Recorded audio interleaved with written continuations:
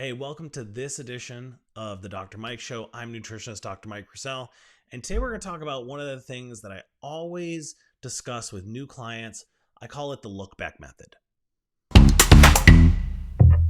Back method is very simple, and if you're someone who consistently watches or listens to the Dr. Mike Show, the theme of the look back method is something that's going to ring true because it's a concept that I'm always pushing. You know your diet and how foods make you feel much better than I do. Chances are when I meet a new client or I meet someone who wants some help with their nutrition, we've only known each other for 10, maybe 15 minutes, right? We've had brief interactions and then we start getting into the nitty gritty. So you've been living with your body your entire life. So you know what works and you know what doesn't work. Chances are whatever you're trying to change in your life, it's also not the first time that you've done this. So the easiest example to give is weight loss. So whenever I meet with someone that wants help losing weight, chances are this isn't the first time in their life they've ever lost weight. They've tried to lose weight, they've been successful, they've had some roadblocks, maybe they've gained the weight back, right? But they've had those experiences of the successes and the losses. So that's why I like the look back method. Now, the look back method, what I do is say, hey, look back at the different parts in your life when you've achieved this goal. So we'll use continuous weight loss.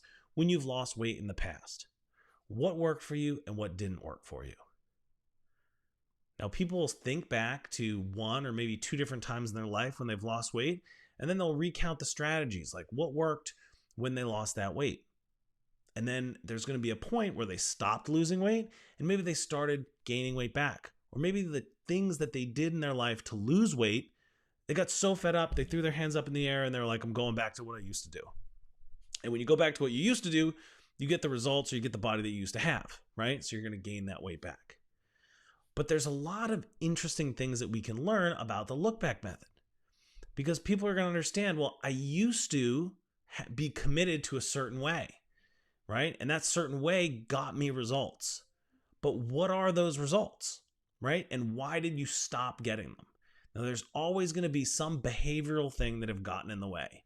And that's when I like to jump in. That's when we come in with the new stuff. So, okay, maybe it was cutting carbs. I stopped eating carbs. This is very common. People will say, hey, I stopped eating carbs and that's why I lost weight. Great. What are those foods specifically?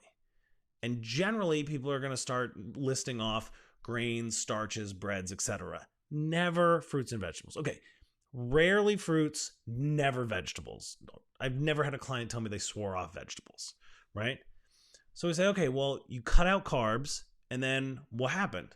The thing is, I love bread. So then I started eating bread again. But chances are they didn't just start eating bread again. They started eating all the other carbs, quote unquote carbs, because fruits and vegetables also have carbohydrates. But they started eating all the grains, pastas, breads, etc.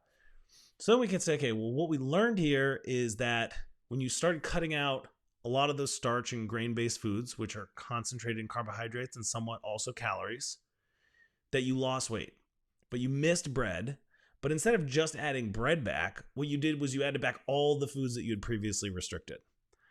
And so if bread is your thing, let's just find a place where you can eat bread on maybe even a daily basis that you would enjoy while still restricting or cutting back on all those other foods that when you cut them back in your life, it led to you not eating so much, a calorie deficit, and then weight loss. Sound like a plan? Easy, right? So where do you put the bread? Well, then what I'd say is, well, bread is something we like, carbohydrate dense food, right? The best time to have that is going to be either in the morning or directly after exercise. After exercise, your muscles are carbohydrate sponges, right? After exercise is also a great time to have your most carbohydrate rich meal. So say, look, after every time you work out, have some bread. Have that be part of your post-workout meal, whatever it is. Dinner rolls, have a sandwich. Figure out what your favorite kind of bread is. As long as it's not slathered in butter and pounds of cheese, go for it. And then the rest of the time, let's focus on those other kinds of carbohydrates. If you're familiar with the hierarchy of carbohydrates, start at the bottom and work your way up. More foods from the bottom of the hierarchy and then upwards. So we have greater emphasis on green vegetables, other kind of vegetables, carrots, tomatoes, and also fruits, right? So we build around that. But what we're doing is we're taking something that's worked in the past, right? Cutting out certain kinds of carbohydrates, but we're filling back in the breakdown point. the point that caused things to stop working. In this case, this person's love of bread.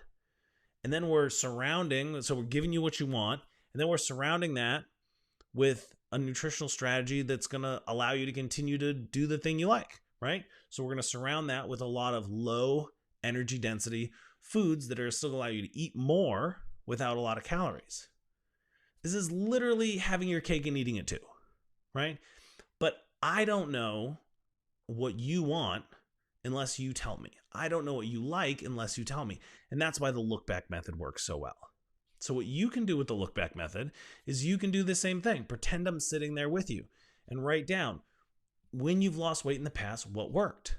Maybe it's an activity thing. Maybe when I lost weight in the past, what I did was I used to get up every morning and go for a run, right? And then you had a child and you couldn't get up in the morning and run because you were so tired. So you stopped doing that. But then you just didn't exercise at all. So we use the same thing with the look back method. Well, consistent exercise first thing in the morning with no interruptions was the key. Can we get that back in your life? Maybe not. Can we get consistent exercise some other place that you know you're not going to get interrupted? Maybe it's at lunchtime at work. Whenever it is, find it. We've identified here in this case that it's consistent exercise that is the key for one of the keys for weight loss for you. So how do we find a spot in our life for consistent exercise? This activity, the look back method, doesn't take a lot of time, but it's extremely valuable. So I recommend take 5, take 10 minutes, look back into where you've made progress towards the goal that you're trying to achieve, what the roadblocks were, which allowed you to regress from that goal, and how can you work around those roadblocks now. Do that, and I know you're going to have success. All right? Have a great day. Talk soon. I'm Dr. Mike.